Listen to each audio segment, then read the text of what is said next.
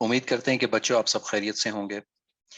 ماشاءاللہ سے آج 2 ہفتے مکمل ہو گئے رمضان کے، اور بس اب 2 ہفتے اور ایک دن یا 2 ہفتے اور 2 دن کی بات جو ہے انشاءاللہ العزیز رمضان شریف ختم ہو جائے گا۔ پچھلے ہفتے سے بچوں ہم نے جو فضائل اعمال کی آخری حصے کی احادیث تھیں جو کہ ليلۃ القدر کے بارے میں ہے، وہ آپ سے شیئر کرنا شروع کی تھیں، اور آج اس سلسلے کی بھی اب یہ آخری احادیث ہیں 2 جو کہ ہم شیئر کر رہے ہیں۔ اس کے بعد انشاءاللہ فضائل اعمال جو کہ اعمال کے متعلق ہے کہ اعمال کرنے سے کیا کیا برکتیں رحمتیں جو ہیں وہ آتی ہیں، اور بہت مشہور کتاب ہے، اس کے تقریباً تمام احادیث رمضان سے متعلق مکمل ہو جائیں گی اس سیشن کے بعد۔ تو بچوں آج ہم 2 آپ سے احادیث شیئر کر رہے ہیں، دونوں ہی حضرت عائشہ رضی اللہ عنہ سے روایت ہیں، لیکن اس سے پہلے کہ ہم ان کا ترجمہ سنیں اور پھر اس کے جو ہے معنی کے اوپر ہمیں کچھ اندازہ ہو کہ کیا بات ہو رہی ہے، ابھی ہم سن رہے تھے گڈو اور آپی کی کہانی۔ تو بچوں جو لڑائی جھگڑا کرتے ہیں، ہم جب چھوٹے ہوتے تھے تو ایک نظم ہوتی تھی ہمارے اسکول کے اندر سلیبس میں، اور اس کا ایک مصرع مجھے یاد آ رہا تھا یہ کہانی سنتے ہوئے کہ جو لڑتے ہیں وہ ہیں شیطان کے بھائی، تو جو لڑائی جھگڑا کرتے ہیں وہ شیطان کے بھائی ہوتے ہیں۔ اور خصوصی طور پہ رمضان شریف میں تو بہت زیادہ صبر اور اپنے اوپر کنٹرول اور دوسروں کے ساتھ اخلاق اور اچھا جو ہے بیہیویئر، اچھے رویے جو ہیں وہ ہونے چاہیے، کیونکہ روزے کا مقصد ہی یہی ہے کہ ہم اپنے اوپر کس طرح سے قابو پا کے دوسروں کے لیے آسانیاں پیدا کر سکتے ہیں۔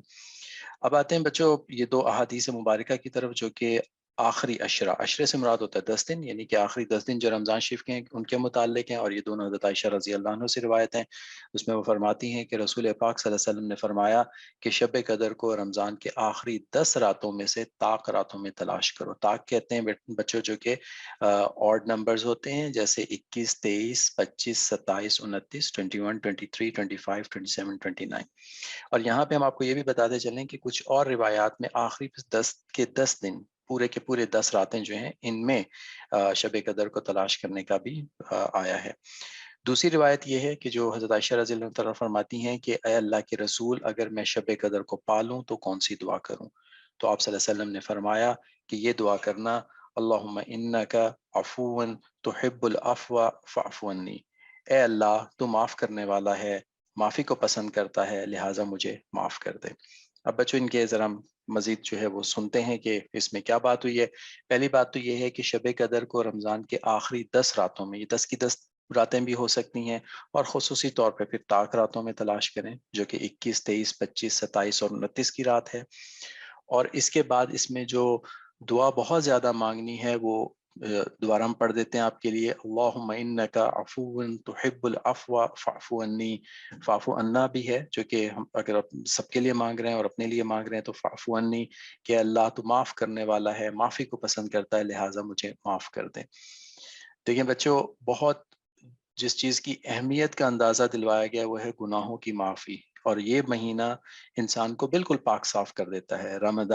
رمضان کا مطلب جو ہے وہ یہی ہے جو کہ بالکل پاک صاف کر دیتا ہے، یعنی ایک ایسی چیز جو آگ میں داخل ہو اور آگ اس کو ختم کر دے، تو گناہ اس طرح سے ختم ہو جاتے ہیں۔ تو اس لیے ضروری ہے کہ اپنے گناہوں کی معافی، اور اس سے ایک اور چیز بھی پتہ چلتی ہے بچوں کہ اسلام نے اپنے آپ کو عاجز، کوئی بھی انسان ہے وہ اپنے آپ کو عاجز ظاہر کرے، یعنی کہ وہ یہ نہ سمجھے کہ وہ تمام برائیوں سے پاک ہے، وہ ہر طرح کی جو ہے وہ نیکیوں میں ہے۔ تو ہر وقت اللہ تعالیٰ سے معافی مانگنی چاہیے، کیونکہ اللہ کے جو حقوق ہیں اور اللہ تعالیٰ کے جو احکامات ہیں ان کو ہم بحیثیت انسان پورا نہیں کر سکتے۔ ہم کوشش کر سکتے ہیں، اور کوشش کرتے رہنا چاہیے، اور بھرپور کوشش کرنی چاہیے، اور اس کے ساتھ ساتھ اللہ سے معافی بھی مانگتے رہنا چاہیے۔ تو امید ہے کہ آپ کو یہ دعا یاد رہے گی، اور انشاءاللہ العزیز جو ہے آخری عشرہ جو اب شروع ہونے کو ہے انشاءاللہ اگلے 6 سے 7 دن کے اندر، اس میں پھر آپ یہ دعا متواتر پڑھتے رہیں گے۔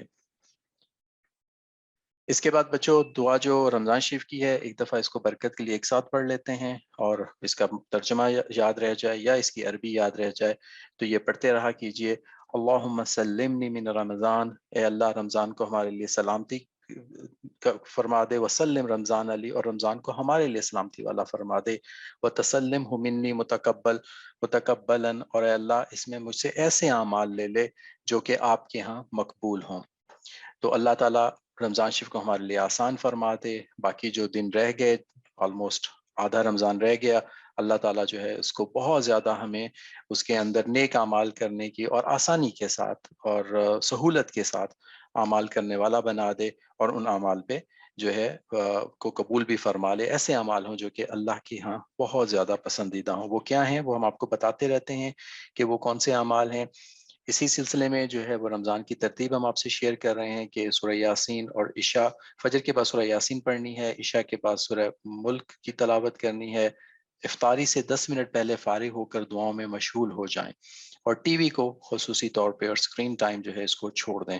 اور پھر عید کے آخری جو رمضان کے بعد عید شروع ہوگی، عید کے 3 دنوں میں احتیاط کریں کہ جو کچھ رمضان میں کمایا ہے وہ پورا سال برقرار رہے، اور خصوصی طور پہ مخلوط یعنی کہ جو کو گیدرنگز ہوتی ہے، لوگ اکٹھے ہوتے ہیں، نامحرم ہوتے ہیں، ان سے بچیں، کیونکہ شیطان رمضان میں بندھا ہوتا ہے، اور جیسے ہی رمضان ختم ہوتا ہے وہ پورا زور نکالتا ہے کہ کس طرح سے لوگوں کو اس سے ہٹایا جائے۔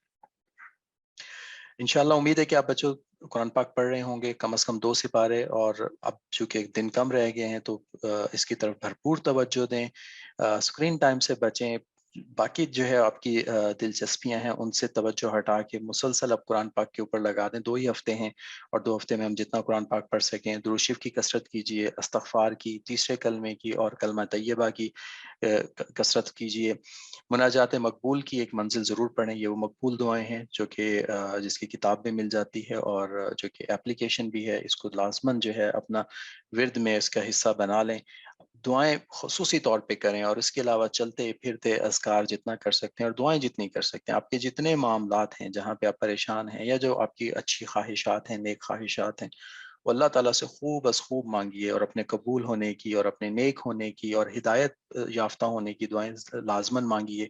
یہ بہت خوبصورت دعائیں ہیں جن کا زندگی کے اوپر بہت اچھے اثرات مرتب ہوتے ہیں، اور اس کے ساتھ ساتھ آخرت کے لیے یہ بہت زیادہ ضروری ہیں۔ اور اس کے بعد نوافل کی کثرت کریں جن میں تہجد ہے، اشراق ہے، اوابین ہے، اور اس کے علاوہ جتنا قرآن پاک پڑھ سکتے ہیں۔ تو انشاءاللہ یہ رمضان کی ترتیب رہے گی۔ اگلے ہفتے سے بچوں ہم رمضان کی ترتیب کے اوپر مزید بات نہیں کریں گے، بلکہ ہم صرف اور صرف اس بات پہ بات کریں گے کہ اب ہمیں کام کیا کرنا ہے جو کہ اوامر و نواہی کے ہوں گے، اور ہم کوشش کریں گے کہ وہ سیشن بہت مختصر ہوں، یعنی کہ تاکہ آپ لوگ جو ہیں وہ ان سیشنز کے اندر اللہ کی طرف زیادہ سے زیادہ متوجہ ہوں۔ اس کی ہم کچھ جو ہے وہ ہدایات یا کچھ ترغیبات تو دے دیں گے، لیکن یہ ہے کہ ہم کوشش کریں گے کہ اس کو بہت کم سے کم رکھیں، اور آپ کا زیادہ سے زیادہ وقت اللہ کی طرف توجہ اور اللہ سے تعلق بنانے میں اس کے اندر صرف ہو۔ اس میں کیا کرنا ہے، کیسے کرنا ہے، انشاءاللہ اس کے اوپر اگلے ہفتے بات ہوگی۔ تو اگلے ہفتے کا پروگرام ٹوٹلی ڈیفرنٹ ہوگا، بالکل مختلف ہوگا، اور ہم صرف اور صرف اس پہ بات کریں گے کہ اب ہمیں اللہ سے تعلق کس طرح سے بنانا ہے جب آخری 10 دن رہ جاتے ہیں۔ آج مختصر دہرائی کے بعد بچوں ہم آپ کو بتائیں گے کہ حسد کرنے سے اللہ تعالیٰ ناراض ہو جاتے ہیں۔ آج کی کہانی سننے کے بعد ہم اس پہ بات کریں گے، اور اللہ تعالیٰ ہر چیز پر قادر ہیں، ہر مشکل سے انسان کے لیے راستہ نکال لیتے ہیں، اور مشکلات پہ ہمیں صبر کرنا چاہیے، اللہ پہ توکل کرنا چاہیے، اللہ پہ یعنی کہ بھروسہ ہونا چاہیے، ٹرسٹ ان اللہ، اور جزا فضا سے پرہیز۔ جزا فضا کہتے ہیں کہ خواہ کی شکایتیں کرنا کہ وہ میرے ساتھ یہ ہو گیا، تو اس کے اوپر انشاءاللہ العزیز ہم بات کریں گے۔ پچھلے 4 ہفتے سے ہم بات کر رہے ہیں کہ بچوں آپس میں بہت خوب کمپٹیشن کریں، اور بہت یہ ہیلدی پازیٹیو ہے، بہت صحت مندانہ اور بہت ہی مثبت یہ مقابلہ ہے جس میں ہم اللہ کو اپنی نیکیاں دکھائیں، اور اس میں ایک دوسرے سے مقابلہ کریں، اور اس میں خوب جو ہے آپ کلمہ طیبہ کثرت سے پڑھیے، درود شریف کی کثرت کیجیے، استغفار کی کثرت کیجیے، تلاوت کی کثرت، اور سب سے گناہ کم کس نے کیے، اس چیز میں ایک دوسرے سے مقابلہ ہونا چاہیے۔ اللہ تعالیٰ ہم سب کو قبول فرما لے کہ یہ چیزیں جو ہیں یہ ہماری زندگی کا حصہ بن جائیں، نہ صرف رمضان شریف میں۔ رمضان شریف تو ایک طرح سے ہمارے لیے ایک لیب ہے جس کے اندر ہم نے یہ کام سیکھنے ہیں، اور پھر ان کو پورا سال جو ہے اللہ تعالیٰ ہماری زندگیوں کا حصہ بنا دے، اور پھر اس کے اثرات، برکات، رحمتیں لامحدود ہیں، بہت ہی زیادہ ہیں۔ اللہ تعالیٰ ہم سب کو نصیب فرمائے۔ ابھی ہم چلتے ہیں گوہر بھائی کی طرف واپس، اور کہانی سنتے ہیں کہ آج کن پیغمبر کی کہانی ہے۔ یہ قرآن کی کہانیاں ہیں، اور قرآن پاک میں آیا ہے کہ ان کو سنتے رہیں تاکہ اس کا ہماری زندگیوں پہ اثر ہو۔ کہانی سنتے ہیں، پھر واپس آ کے ان کے اسباق پہ بات کرتے ہیں۔ گوہر بھائی جی آپ کی طرف کہانی سنائیے ہمیں۔ السلام علیکم ورحمۃ اللہ وبرکاتہ۔ ایک بار پھر السلام علیکم ورحمۃ اللہ وبرکاتہ۔ آج جو کہانی ہم آپ کو سنانے جا رہے ہیں وہ کہانی ہے حضرت سیدنا یوسف علیہ السلام کی۔ جو حضرت یوسف علیہ السلام حضرت یعقوب علیہ السلام کے بیٹے تھے۔ حضرت یعقوب علیہ السلام کو اللہ تعالیٰ نے بہت سے بیٹے عطا فرمائے تھے. ان کا نام اسرائیل بھی آتا ہے اور عبرانی زبان میں ان کا نام اسرائیل ہے، جس کا مطلب اللہ کا بندہ ہے.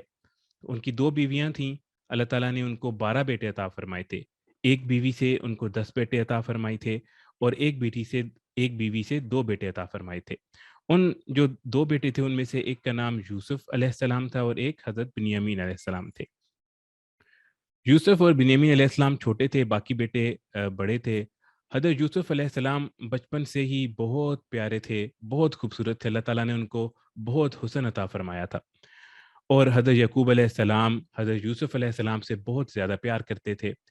تو ان کے جو باقی بیٹے تھے ان کو بہت حسد ہوتا تھا. وہ کہتے تھے کہ ہم بڑے ہیں، طاقتور بھی ہیں، لیکن پھر بھی ہمارے ابو حضرت یوسف علیہ السلام اور حضرت بنیامین سے کیوں اتنا پیار کرتے ہیں، ہمارے سے اتنا زیادہ پیار کیوں نہیں کرتے. تو اس وجہ سے وہ بہت پریشان رہتے تھے اور ان سے حسد کرتے تھے. تو ایک مرتبہ کیا ہوا، حضرت یوسف علیہ السلام نے ایک خواب دیکھا. انہوں نے خواب میں کیا دیکھا کہ 11 ستارے اور چاند اور سورج ان کو سجدہ کر رہے ہیں. جب انہوں نے یہ دیکھا تو انہوں نے اپنے والد سے جا کر پوچھا، والد کو جا کر بتایا کہ میں نے یہ خواب دیکھا ہے. تو حضرت یعقوب علیہ السلام نے کہا کہ بیٹا اس خواب کا ذکر اپنے بھائیوں سے مت کرنا، کیونکہ کہیں ایسا نہ ہو کہ وہ حسد میں آ کر تمہیں کوئی نقصان پہنچا دیں. اور پھر انہوں نے ان کو بشارت دی کہ اللہ تعالیٰ تمہیں نبوت عطا فرمائیں گے اور تمہیں خوابوں کا علم عطا فرمائیں گے اور بہت بڑا رتبہ عطا فرمائیں گے.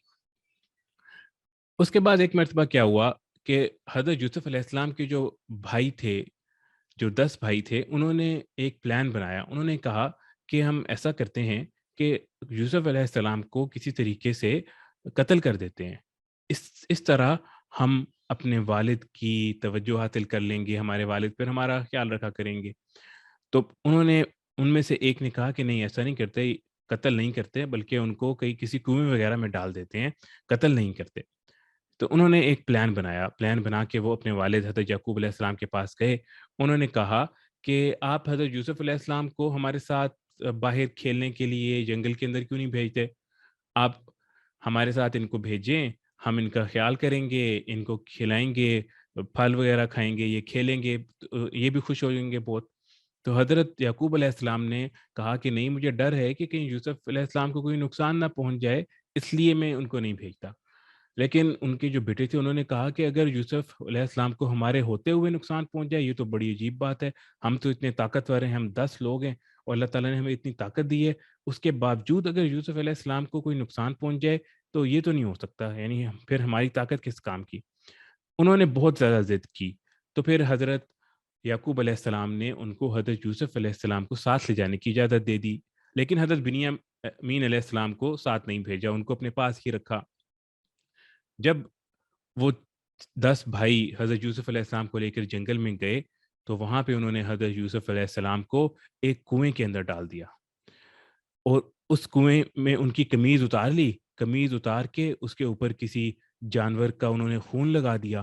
خون لگانے کے بعد حضرت یوسف علیہ السلام کو ایک کنویں کے اندر ڈال دیا اور اس کنویں کے اندر ڈالنے کے بعد وہ روتے ہوئے، ڈرامہ کرتے ہوئے وہ اپنے والد کے پاس آئے اور ان کو آ کر انہوں نے خون والی شرٹ اور قمیض دکھائی کہ یہ حضرت یوسف علیہ السلام کی خون والی قمیض ہے اور ان کو تو بھیڑیا کھا گیا. تو ان کے والد نے کہا کیسے بھیڑیا کھا گیا ان کو؟ تو انہوں نے کہا کہ ہم لوگوں نے حضرت یوسف علیہ السلام کو اپنے سامان کے پاس چھوڑ دیا تھا جنگل میں اور ہم لوگ ریس لگا رہے تھے، دوڑ لگا رہے تھے. تو دوڑ لگاتے لگاتے ہم آگے نکل گئے تو پیچھے سے ایک بھیڑیا آیا اور اس نے حضرت یوسف علیہ السلام کو کھا لیا. تو حضرت یعقوب علیہ السلام اللہ کے نبی تھے، وہ جان گئے اور پہچان گئے. انہوں نے کہا یہ تم نے اپنے پاس سے بات بنا لی ہے، حالانکہ ایسا نہیں ہوا بالکل بھی، لیکن اب میں صرف صبر ہی کرتا ہوں اور میں اللہ تعالیٰ سے ہی دعا کرتا ہوں. اس کے بعد حضرت یعقوب علیہ السلام اللہ تعالیٰ کی طرف متوجہ ہو گئے اور دعاؤں میں مشغول ہو گئے اور بیٹوں سے دوری اختیار کی. پھر کیا ہوا کہ وہاں سے ایک قافلہ گزر رہا تھا. قافلے نے پانی لینے کے لیے ایک کنواں نظر آیا قافلے کو. جب انہوں نے کنواں دیکھا تو انہوں نے کہا چلو اس کنویں سے جا کے ہم کچھ پانی لے کے آتے ہیں. جب وہ کنویں کے پاس گئے اندر پانی نکالنے کے لیے انہوں نے ڈول ڈالا تو انہوں نے کیا دیکھا کہ پانی کی بجائے کنویں سے تو ایک لڑکا نکلا ہے. حضرت یوسف علیہ السلام اس ڈول کے اندر بیٹھ گئے تھے اور کنویں سے باہر نکل آئے. اس وقت حضرت یوسف علیہ السلام کی عمر تقریباً 6-7 سال تھی، یعنی بہت چھوٹے تھے. تو قافلے والوں نے کہا کہ یہ تو ماشاءاللہ ایک لڑکا نکل آیا، یعنی یہ جو ایک لڑکا آ گیا ہے تو بہت اچھی بات ہے، بہت خوبصورت اتنا پیارا سا لڑکا ہے، چلو اس کو ہم ساتھ لے چلتے ہیں. قافلے والا جو ہیں وہ شام سے مصر جا رہے تھے، تو انہوں نے اپنے ساتھ حضرت یوسف علیہ السلام کو رکھ لیا اور مصر چلے گئے. مصر میں جا کے ایجپٹ میں حضرت یوسف علیہ السلام کو انہوں نے بازار میں بہت ہی سستے داموں بیچ دیا، یعنی بہت ہی کم قیمت میں حضرت یوسف علیہ السلام کو بیچ دیا. وہاں پہ بادشاہ کا ایک وزیر گزر رہا تھا جس کو عزیز مصر کہتے تھے. اس نے جب دیکھا کہ ایک لڑکا یہاں پر بک رہا ہے تو اس نے دیکھا یہ تو بہت پیارا لڑکا ہے. انہوں نے کہا چلو میں اس کو لے لیتا ہوں. انہوں نے حضرت یوسف علیہ السلام کو خرید لیا، انہوں نے گھر لے گئے. گھر میں ان کی بیوی تھیں جن کا نام زلیخا تھا. انہوں نے کہا کہ یہ لڑکا ہے، اس کو یہ ہمارا غلام ہے، ہم نے اس کو غلام بنا لیں گے، اور ہمارے کو اولاد نہیں ہے تو اس کو ہم اپنا بیٹا بھی بنا لیں گے. تو اس طرح حضرت یوسف علیہ السلام شام سے مصر پہنچ گئے اور مصر میں عزیز مصر کے گھر پہنچ گئے. وہاں پہ ان کی پرورش ہوئی. جب وہ کچھ بڑے ہو گئے تو اللہ تعالیٰ نے ان کو اور بھی زیادہ بہت زیادہ حسن عطا فرمایا اور وہ اور زیادہ خوبصورت ہو گئے. پھر کیا ہوا، ایک مرتبہ جو عزیز مصر اس کی بیوی تھی زلیخا، اس نے حضرت یوسف علیہ السلام کو گناہ کی ترغیب دی، گناہ کی دعوت دی اور گناہ کی طرف مائل کیا. اس نے گھر کے سارے دروازے بند کر دیے اور حضرت یوسف علیہ السلام کو گناہ کی طرف دعوت دی. حضرت یوسف علیہ السلام اللہ کے نبی تھے، انہوں نے اللہ کی خاص نشانیاں دیکھیں اور وہ تو گناہ سے بہت بچتے تھے، تو انہوں نے اس گناہ سے بچنے کی بھرپور کوشش کی اور انہوں نے بھاگنا شروع کر دیا. تو جو زلیخا تھی وہ حضرت یوسف علیہ السلام کے پیچھے بھاگی اور پیچھے بھاگ کے اس نے ان کو روکنے کی کوشش کی. اس کے ہاتھ میں ان کی قمیض آئی اور ان کی قمیض پھٹ گئی. اتنی دیر میں عزیز مصر جو تھا وہ بھی گھر پہنچ گیا. جب اس نے دیکھا کہ یہ بھاگ رہے ہیں، یہ کیا ہو رہا ہے، تو زلیخا نے فوراً حضرت یوسف علیہ السلام کے اوپر الزام لگا دیا کہ یہ تو میرے ساتھ بہت برا سلوک کر رہا تھا، تم نے دیکھا یہ میرے ساتھ بہت برا سلوک کر رہا تھا.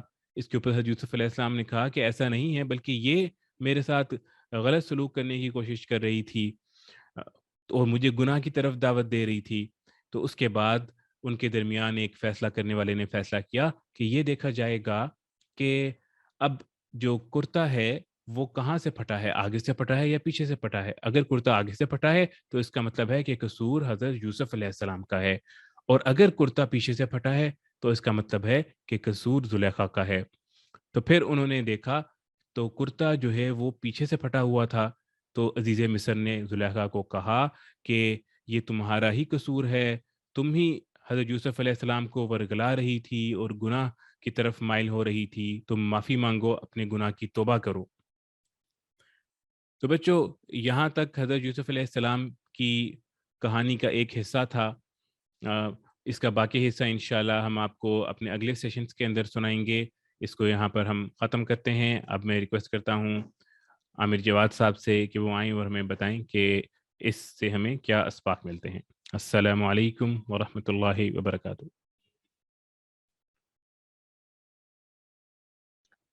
وعلیکم السلام ورحمۃ اللہ وبرکاتہ. بچوں، قرآن پاک کے جو کہانیاں آئی ہیں پیغمبروں کے متعلق وہ سب کی سب بہت خوبصورت ہیں، لیکن یہ کہانی جو کہ سورہ یوسف ہے 12ویں سپارے سے شروع ہوتی ہے، اس کے متعلق قرآن پاک میں خود جو ہے بہت ہی شروع میں جب یہ سورہ مبارکہ شروع ہوتی ہے تو اس کے متعلق آیا ہے کہ یہ احسن القصص ہے، یعنی کہ خوبصورت کہانیوں میں سے. اور یہ واقعتاً بہت خوبصورت کہانی ہے جو کہ ایک پیغمبر کے بچپن کے حالات، ان کی جوانی اور ان کی پوری زندگی کے اوپر محیط، اور کس طرح سے انہوں نے پوری زندگی جو ہے وہ مختلف پریشانیاں ضرور آتی رہیں لیکن کس طرح سے ان پریشانیوں کے اوپر انہوں نے عمل کیا، اور وہ ہمارے لیے ایک سبق ہے. تو ان اسباق میں سب سے پہلا سبق یہ ہے کہ بچوں، حسد کرنے سے اللہ پاک ناراض ہوتے ہیں. آپ نے دیکھا کہ ان کے بھائیوں نے ان سے ان کے خوبصورت ہونے کی وجہ سے یا ان کے والد کی محبت کی وجہ سے ان کے ساتھ کس قدر برا سلوک کیا کہ ان کو اپنے والد سے دور کر دیا. اب اس چیز کا ان کے ذہن میں یہ تھا کہ اس سے بہت بڑا فائدہ یہ ہوگا کہ وہ والد سے دور ہو جائیں گے تو والد صاحب کی محبت مل جائے گی، لیکن ایسا نہیں ہے. جب یہ واقعہ آپ آگے سنیں گے تو پتہ چلے گا کہ اللہ تعالیٰ نے جو انعامات ان کو دینے تھے حضرت یوسف سیدنا یوسف علیہ السلام کو، وہ ان کو ملے، اور ان کے بھائیوں کو جو نہیں ملنا تھا وہ نہیں ملا۔ اب یہاں پہ کام کرنے والا بچوں یہ ہوتا ہے کہ اگر آپ دیکھیں کسی کے اندر کوئی بہت زیادہ اچھی صلاحیت یا خصوصیت ہے، تو ایک تو یہ ہے کہ اللہ سے دعا کریں کہ اللہ آپ کو وہ خصوصیت اور صلاحیت دے دے، اور دوسرا کرنے والا کام یہ ہے کہ اپنے اندر دیکھیں کہ اللہ نے آپ کو کون سی ایسی مخصوص، جسے یونیک کہتے ہیں انگلش میں، یونیک خصوصیت یا صلاحیتیں دی ہوئی ہیں، ان کو پہچانیں۔ آپ کو یاد ہوگا کہ جو بچے ہمارے ساتھ شروع سے جڑ رہے ہیں کہ ہم بات کرتے تھے سیلف آئیڈینٹی کے اوپر، کہ اپنے آپ کو پہچانیں۔ جب انسان اپنے آپ کو بچوں پہچانتا ہے تو اس کو پتہ چلتا ہے کہ یار میرے اندر تو یہ تمام اچھی خاصیتیں ہیں، اور پھر آپ ان کے اوپر جو ہے توجہ دیتے ہیں تو حسد سے بچ جاتے ہیں۔ تو یہ دو کام کرنے سے انشاءاللہ حسد سے آپ محفوظ رہیں گے، لیکن کہیں پہ جذبہ آ جائے تو اللہ سے معافی مانگیں اور اللہ سے دعا کریں کہ اللہ تعالیٰ آپ کو بھی وہ تمام خوبیاں عطا فرمائے۔ اس کے بعد دوسری چیز بچوں، اس کے اوپر ہمیں پتہ چلی کہ اللہ تعالیٰ ہر چیز پر قادر ہے، اور ہر مشکل سے انسان کے لیے راستہ نکال لیتے ہیں۔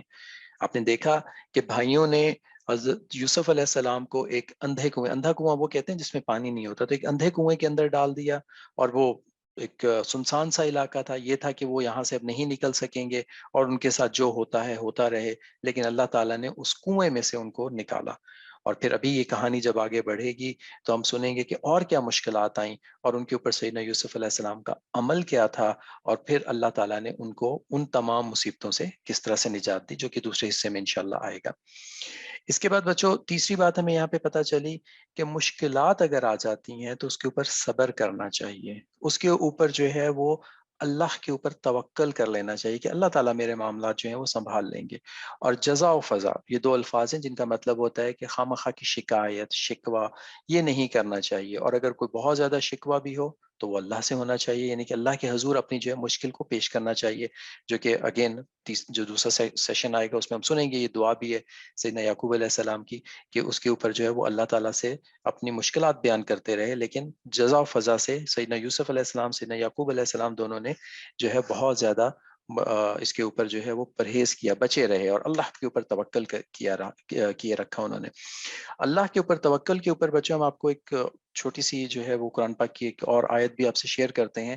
تو یہ جو ہے قرآن پاک میں آتا ہے کہ جو شخص اللہ سے ڈرتا ہے اللہ اس کے لیے چھٹکارے کی شکل نکال دیتا ہے، یعنی کہ جو اللہ سے، اللہ کی سب تقوی کا معاملہ کرتا ہے۔ تقوی کیا ہوتا ہے؟ یعنی جو اللہ نے ہمیں کام بتائے وہ کریں، اور جن سے اللہ نے روکا ان سے رک جائیں۔ تو اس کے بارے میں فرمایا کہ جو یہ کام کرتا ہے اس کے لیے اللہ مصیبتوں سے نکال دیتے ہیں، اور پھر آگے اسی کی مزید جو ایکسپلینیشن آ رہی ہے اگلی آیت مبارکہ میں، اور ایسی جگہ سے روزی دیتا ہے جس کا اس کو گمان بھی نہ ہو، یعنی انسان کو پتہ بھی نہیں ہوتا، اور اللہ تعالیٰ اس کو وہاں سے رزق دے دیتے ہیں۔ اور یہ آخری جو جملہ ہے جو کہ جس کے متعلق میں آپ کی توجہ چاہ رہا تھا، جس کی وجہ سے میں نے یہ شیئر کیا، کہ جو شخص اللہ پر توکل کرے گا اللہ اسے کافی ہوگا۔ تو یہ قرآن پاک میں جو ہے اللہ کا وعدہ ہے کہ جو اللہ پہ توکل کر لیتا ہے اللہ اس کے لیے کافی ہو جاتے ہیں، اور پھر آگے اس کو مزید اس کے اوپر جو ہے زور ڈالنے کے لیے فرمایا، یہ یقین پیدا کرنے کے لیے فرمایا کہ اللہ تعالیٰ اپنا کام پورا کر کے ہی رہے گا، اللہ تعالیٰ نے ہر چیز کا ایک اندازہ مقرر کر رکھا ہے۔ تو بچوں اس سے پتہ چلتا ہے کہ بجائے یہ کہ دوسروں کے ساتھ حسد کریں، اپنی صلاحیتوں کے اوپر غور کریں، اور اگر کوئی پریشانی آ جاتی ہے تو اللہ کی طرف متوجہ ہو کے اللہ سے مانگتے رہیں، وہ آپ کی پریشانیاں نہ صرف دور ہوں گی بلکہ بہت اچھے حالات بن جائیں گے۔ اور یہ جو میں آپ کو بتا رہا ہوں اچھے حالات بن جائیں گے، یہ ہم سنیں گے جب دوسرا حصہ سورہ یوسف کا آئے گا، اور اس کے اندر جو ہے گور بھائی ہم بتائیں گے، تو ہم یہ انشاءاللہ سنیں گے۔ اس کے ساتھ ہی بچوں اس سیشن کا وقت ختم ہوتا ہے، بڑے بچوں کا سیشن سٹارٹ ہوگا، لیکن ہمارے ساتھ رہیے گا، ایک تو اس کی ریویژن ہو جائے گی، دہرائی ہو جائے گی، اور دعا میں بھی شریک ہوں گے۔ السلام علیکم ورحمۃ اللہ وبرکاتہ۔